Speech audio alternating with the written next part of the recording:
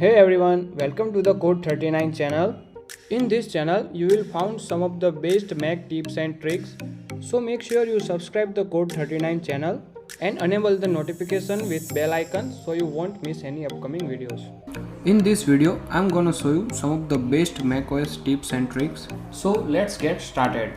Here's a tip number 1, how to add multiple fingerprint for your Touch ID. Just go to the system preferences, then click Touch ID. To add other fingerprint, click Add Fingerprint and enter your password to add fingerprint. You can add multiple fingerprints from your both hands, which make unlocking your Mac much easier. Here's a tip number 2, how to quickly preview a file. Select a file and hit spacebar to quick look a file. This will give you a quick preview, showing you the full file without having opened it. Here's a tip number 3, to open a Spotlight search with keyboard shortcuts. Spotlight search can be easily accessed by holding the command and tapping the spacebar.